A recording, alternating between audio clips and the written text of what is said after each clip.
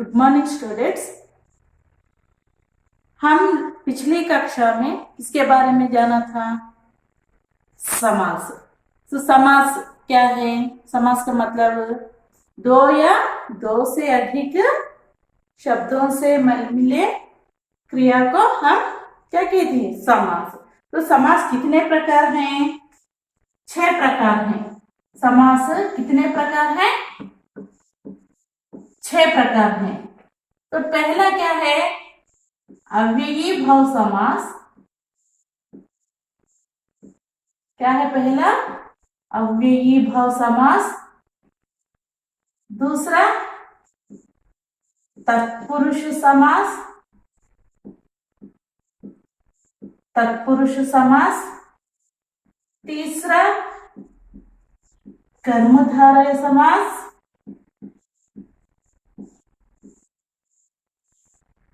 चौथा द्विगु समास। द्विगु समास।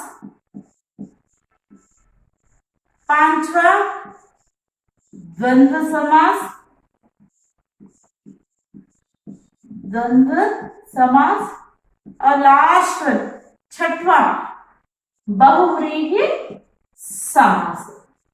बहुव्रीहि समास। तो ये समास के प्रकार। ऑलरेडी हमने अव्ययी भाव समास के बारे में जाना है। तो इसमें हम आ, बे, यथा, नी। तो इसमें यह स्टार्टिंग में यह अक्षर आते हैं आ, बे, यथा, नेडर। तो जैसे कि आजीवन, बेकार, बेकाम, बेकार, बेकाम, यथाशक्ति, निडर। तो ये सभी अव्ययी भाव समास कहलाते हैं। तत्पुरुष समास कारक चिह्नों से हम उसको अलग करते हैं। कारक चिह्नों का प्रयोग यहाँ पर होता है। कारक चिह्नों का प्रयोग जैसे कि उदाहरण के लिए देशगत, देशगत, देश को गत, घुड़सवार, घोड़े पर सवार। ये सभी हमने तत्पुरुष समास में जाना है। और आज की कक्षा में यह जो तीसरा जो है कर्मधारय समास के बारे में हम जानेंगे। सो कर्मधारय समास क्या है, उसका आइडेंटिफिकेशन कैसे कर सकते हैं, हम आज इसके बारे में जानेंगे। समास में जो तीसरा है, क्या है तीसरा? कर्मधारय समास। तो इसकी परिभाषा क्या है? जिस सामासिक शब्द में विशेषण और विशेष्य साथ साथ हो उसे कर्मधारय समास कहते हैं। तो पहले हम विशेषण और विशेष्य क्या है, इसका मीनिंग क्या है, इसका मतलब क्या है जानेंगे। विशेषण हमको पता है, विशेषण एडजेक्टिव। क्या एडजेक्टिव मींस क्या? संज्ञा या सर्वनाम की विशेषता को बताता है, वह विशेषण कहलाता है। तो एग्जाम्पल यहाँ पे मैंने एक उदाहरण लिखा है, अनुभवी अध्यापक। अनुभवी अध्यापक। तो यहाँ पर टीचर्स का एग्जाम्पल लिया है मैंने।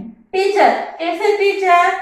इस type of teacher, experienced teacher, अनुभवी अध्यापक। तो यहाँ पर इसकी अध्यापक की विशेषता को बता रहा है, यह है विशेषण अनुभवी। और देवता, आराध्य देवता लिखा मैंने। तो यहाँ पर देवता कैसे है? आराध्य। तो हम उसकी आराधना करते हैं, तो वह आराध्य देवता। तो यह देवता का विशेषण क्या है यहाँ? आराध्य। और एक एग्जाम्पल, बालक, मैंने बालक का एग्जाम्पल लिया है, वह भी कौन सा बालक? और लड़का कैसा है? बहुत ज्ञानी। तो यहाँ पर इस बालक की विशेषता क्या है? क्या है यहाँ पर? ज्ञानी। तो यहाँ पर एक ज्ञानी बालक है। तो यह क्या है? विशेषण। तो यहाँ पर अनुभवी, आराध्य, ज्ञानी, ये सभी किसके नीचे आते हैं? विशेषण के नीचे आते हैं। तो यह हुआ विशेषण जो समास में, यानी समास में, यानी किस समास में? कर्मधारय समास में जो विशेषण है ना, उसके बारे में मैंने यहाँ पे बताया है। ओके। और विशेषण संज्ञा या सर्वनाम की विशेषता बताता है, वह विशेषण कहलाता है। इसका डेफिनेशन है विशेषण का, क्या? संज्ञा या सर्वनाम की विशेषता को बताने वाला शब्द ही विशेषण। तो मैंने यहाँ पर अनुभवी, आराध्य, ज्ञानी, इसका एग्जाम्पल लिया है। और विशेष्य, डेफिनेशन क्या है कर्मधारय समास में? विशेषण और विशेष्य साथ साथ हो तो विशेषण भी रहता है और विशेष्य भी। तो हमने विशेषण के बारे में जाना।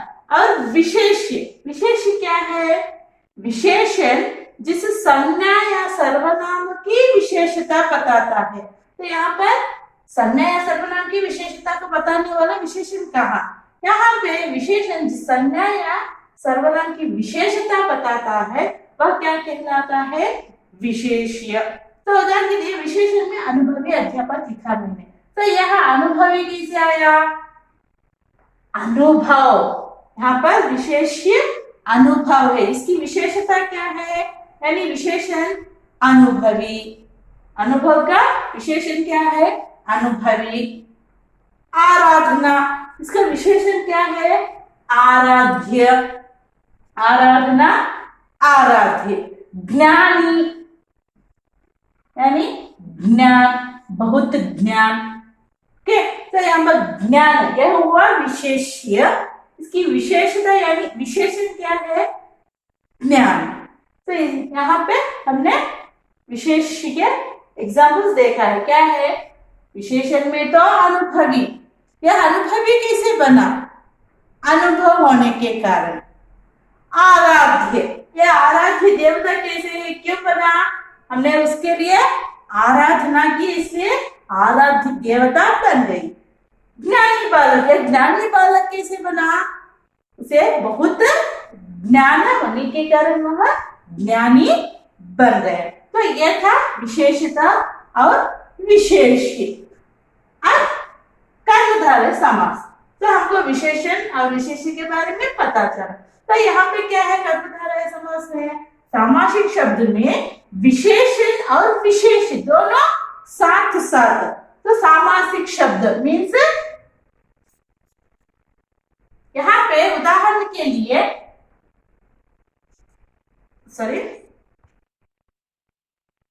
अब कर्मधारय समास, कर्मधारय समास क्या है?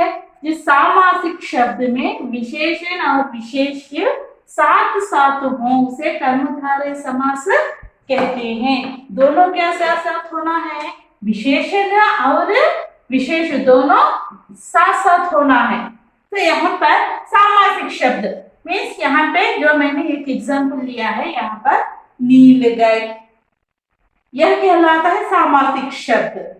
इसमें दो साथ साथ होना है, क्या? विशेषण और विशेष दोनों साथ साथ होनी है। जब क्या होता है? वह कर्मधारय समास होता है। फॉर एग्जाम्पल नील गए, मैंने यहाँ पर इसे उदाहरण से लिया। नील, नीली है जो गए, नीली है जो गए। तो इसमें विशेषण क्या है, विशेष्य क्या है? तो यहाँ पर विशेषण क्या बताया मैंने? विशेषण संज्ञा या सर्वनाम की विशेषता को बताए वह विशेषण कहलाता है। तो विशेष्य क्या है? विशेषण की संज्ञा या सर्वनाम की विशेषता को बताए वह विशेष्य।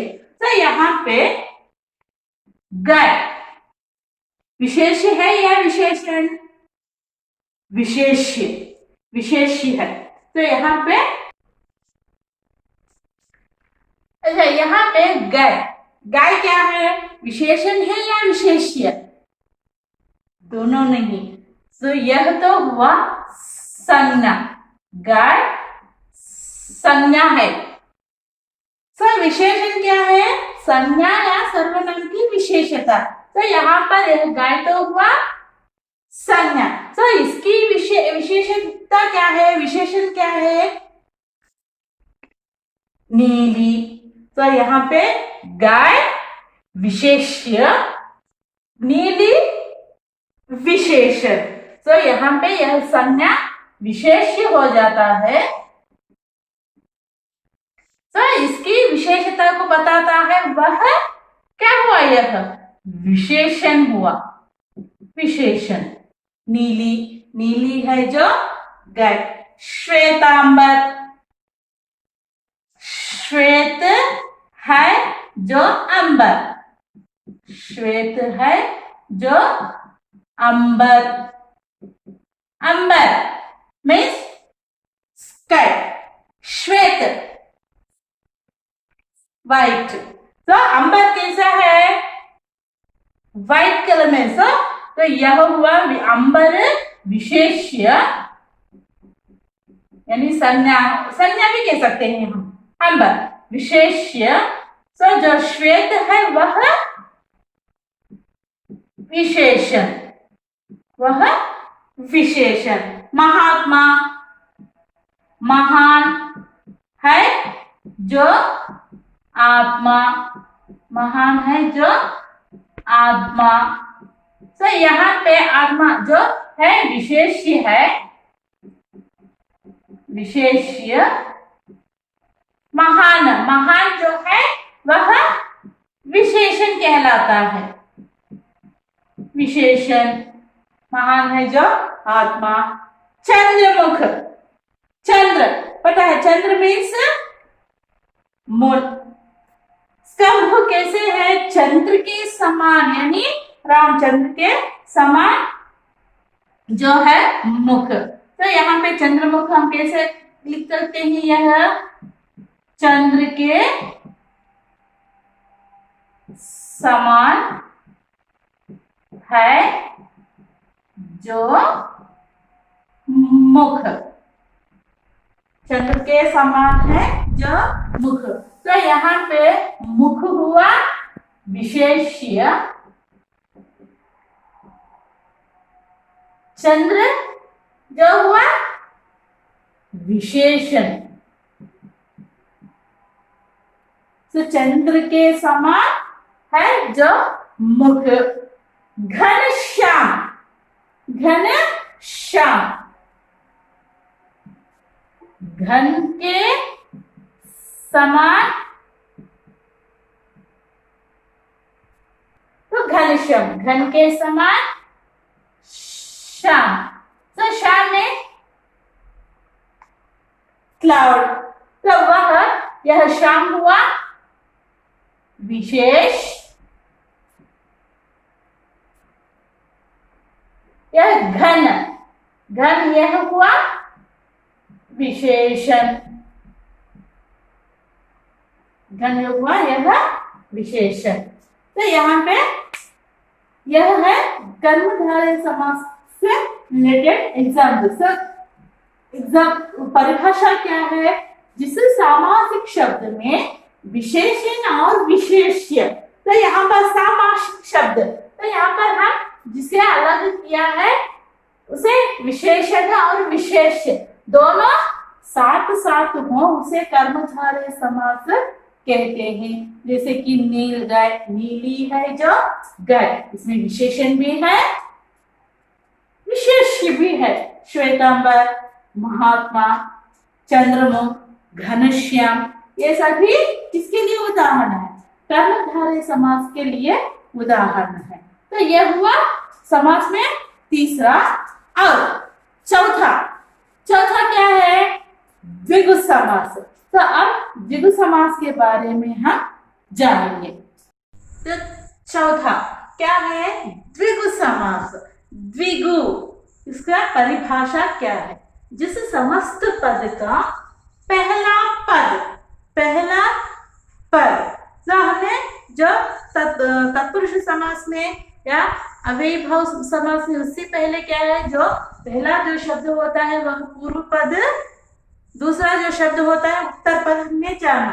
तो इस द्विगु समास में पहला पद संख्यावाचक मीन्स नंबर्स रिलेटेड संख्यावाचक होता है, तो उसे क्या कहते हैं, द्विगु समास कहते हैं। तो द्विगु समास मीन्स नंबर्स के बारे में बताना। तो जिस समस्त पद का पहला पद, वो भी पहला पद स्टार्टिंग फर्स्ट जो शब्द जो होता है वह संख्यावाचक में होना चाहिए, तो उसे क्या कहते हैं, द्विगु समास कहते हैं। और यहाँ पर एग्जाम्पल मैंने लिया है अष्टाध्यायी। अष्टाध्यायी यह हुआ समस्त पद। तो इसे हम अलग लिखने से जो दूसरा जो शब्द बनता है वह क्या है, अष्टाध्यायी मीन्स 8 अध्यायों वाला। अष्टाध्यायी 8 अध्यायों वाला। सो यह 8 जो है पहला पद क्या होनी है, संख्यावाचक। सो यहाँ पर अष्टाध्यायी में पहला पद क्या है, 8 यानी नंबर है, 8 मीन्स 8। सो यहाँ पर कितने अध्याय हैं, कितने अध्याय हैं, 8 अध्याय हैं। तो यह 8 जो है वह संख्यावाचक कहलाता है। तो जो पहला समस्त पद में पहला पद संख्यावाचक हो तो वह क्या कहलाता है, कौन सा समास कहलाता है, द्विगु समास कहलाता है। गणनीय काउंटेबल। तो जब नंबर्स होते हैं, जब भी हम काउंट्स कर सकते हैं ना, तो यह 8 अध्यायों वाला द्विगु।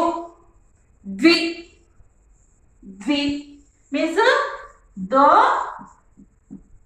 गौओं का समाहार।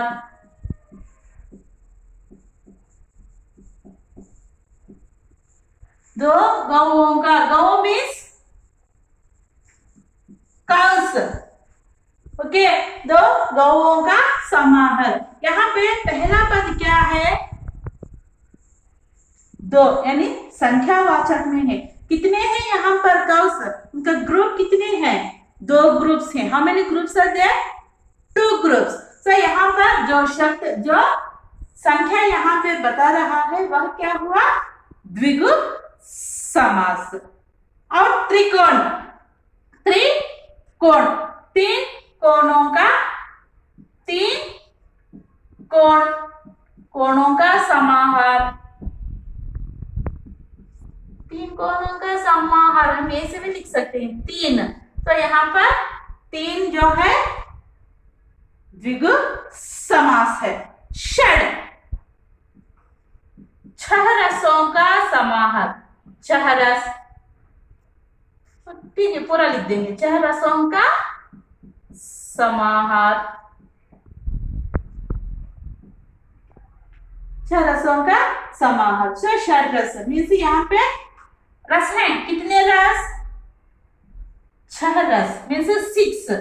सो यह हुआ द्विगु समास। सो यहाँ पर द्विगु समास में पहला पद क्या होनी चाहिए, संख्यावाचक होनी चाहिए। सो अष्टाध्यायी में 8 संख्या आया, द्विगु में 2, त्रिकोण में 3, षड्रस में 6। सो इन संख्यावाचक होता है, तो इसे क्या कहते हैं हम, द्विगु समास कहते हैं। और त्रिलोक भी ले सकते हैं, त्रिलोक,